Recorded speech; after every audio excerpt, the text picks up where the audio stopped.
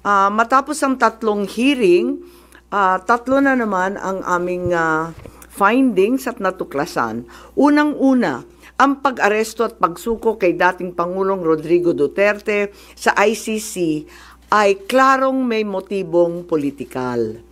May malinaw na pattern na kung saan may malalaking kaganapang pampolitika bago ang mahahalagang pahayag at aksyon ng administrasyon kaugnay sa ICC.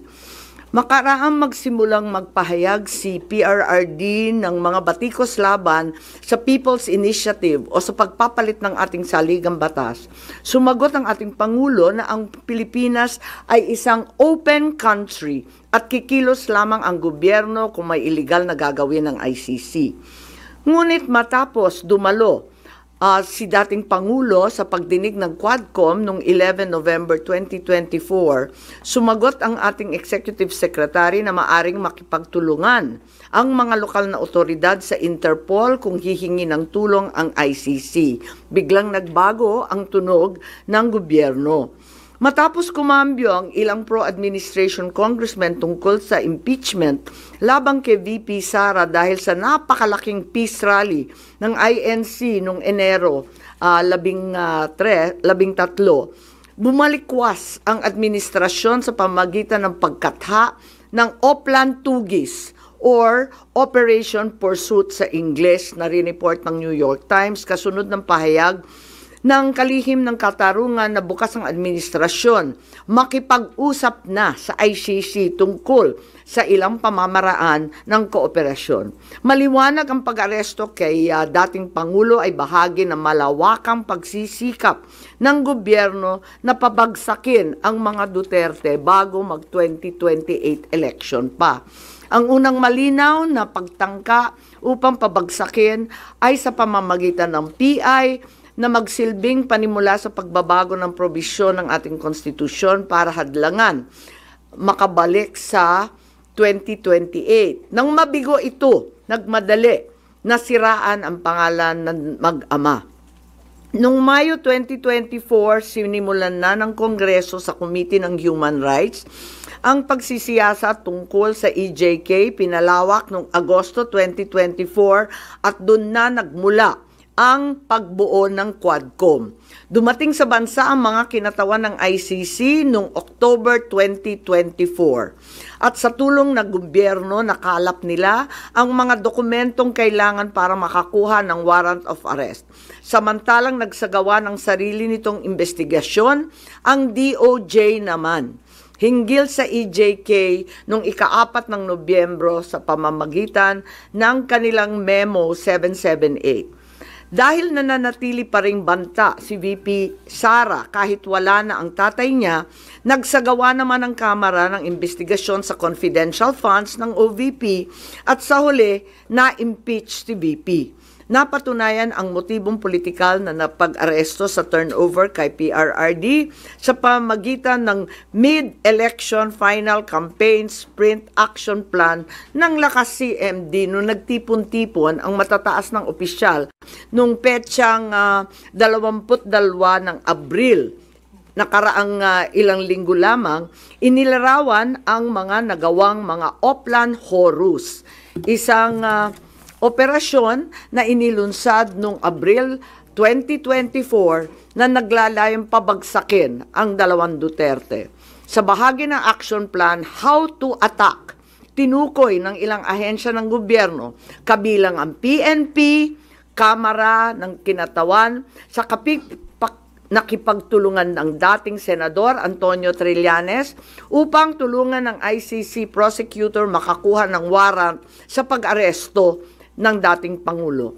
Binanggit din na nakuha ang kinakailangan boto para sa impeachment ni VP sa pamamagitan ng paggamit ng tinatawag na soft projects katulad ng AIX, AKAP at TUPAD. Doon naman sa bahaging following strategies and moves, tinukoy na kailangan pabilisin ang impeachment ni VP Sara at makakuha ang boto sa Senado sa pamamagitan na naman ng pamimigay ng proyektong for later release or yung mahiwagang FLR bilang gantimpala sa tamang bumotong mga senador. Ikalawa, may magkakaugnay na pagtatangkang pagtakpan ang mga detalye at motibo sa likod ng pag-aresto ng dating Pangulo. May cover-up. Habang nagpapatuloy ang unang pagdinig, tumanggi si DILG Remulla na magsalita. Tanungin siya tungkol sa panayam kay Pinky Webb, kung saan sinabi niya na group effort ang pag-aresto at in-invoke pa ang executive privilege samantalang lumabas na sa media. Una, tinawag niyang chismis ang pahayag. Ngunit nang mabisto, tinulungan na lamang ng kapatid at sinabing executive privilege na nga. Isa pang malakas na sandata ng administrasyon upang pigilan ng komite ang pagsisiwalat ng katotohanan ay paggamit ng tinatawag na sub judice rule.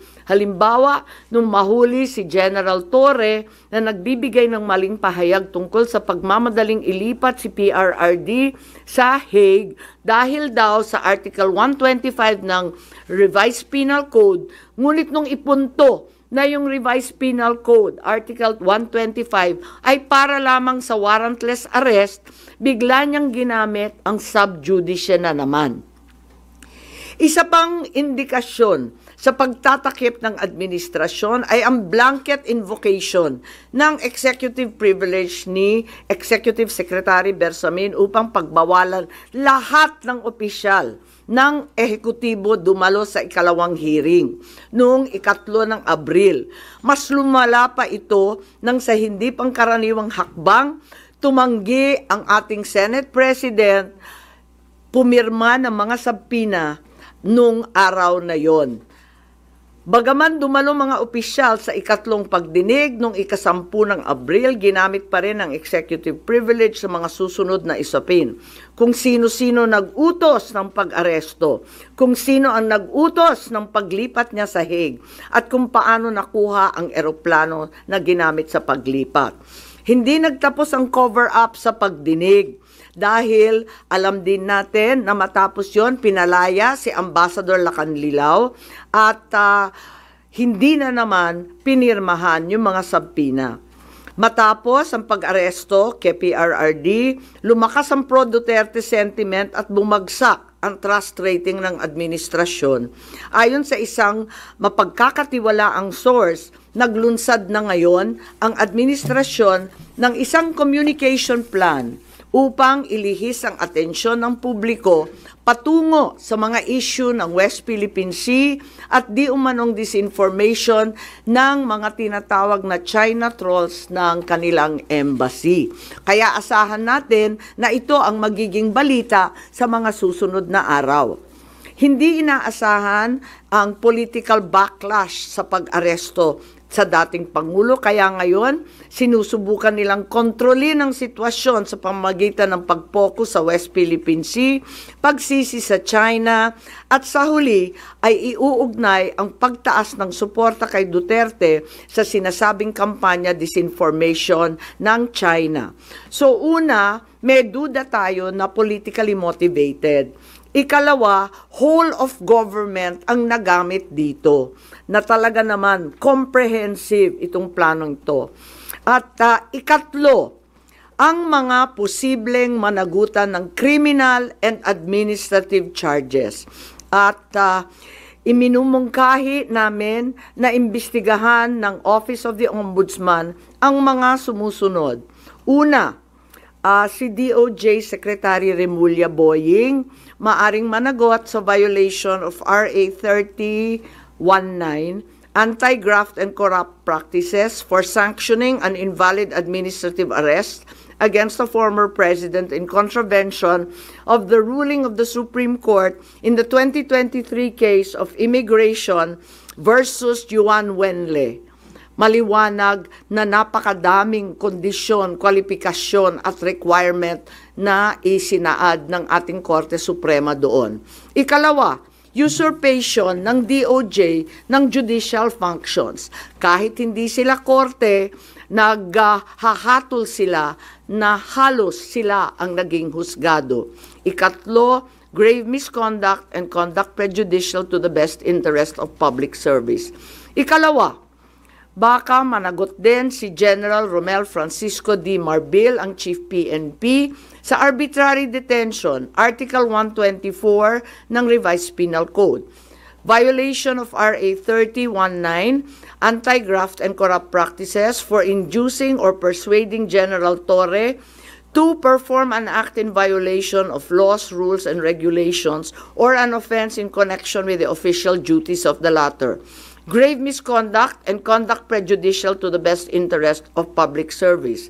Andito rin sa mga nakalista at ayon din sa payo ni dating Supreme Court Justice na nagpayo sa atin na malahil si SILG Secretary John Vic Remulla ay maakusahan din ng arbitrary detention katulad nung iba. Violation of 31.9 for inducing General Torre and Marbil to perform an act in violation of the Constitution and our laws. Ikatlo, grave misconduct and conduct prejudicial to the best interest of public service. Ang ikaapat na maaring patawan din ng kaso ay si General Nicolas Torre III. Maaring managot sa arbitrary detention. 2 counts of arbitrary detention, not only against the former president, but also against former Executive Secretary Medialdea. Ikalawa, violation of RA 7439 for not allowing the former president to be visited by VP Sara, both his daughter and his named counsel, and for forcing the former president's lawyers to leave him. Also, the violation of 3019 for allowing himself to be induced or persuaded by General Marbil or SILG Remulla to perform an act in violation of law, rules, and regulations in connection with his official functions. Grave misconduct and conduct prejudicial to the best interest of public service ay maaari ring ipataw laban kay General Torre. Ikalima, Ambassador Marcos V. Lacanilao. Maaring managot sa usurpation of official functions, Article 177 of the Revised Penal Code, pagsisinungaling sa ibang kaso at perjury sa ilalim ng Article 183 of the Revised Penal Code, false testimony in other cases, and perjury in solemn affirmation under Article 183 of the Revised Penal Code, at conduct prejudicial to the best interest of the service. So ito ang further findings namin.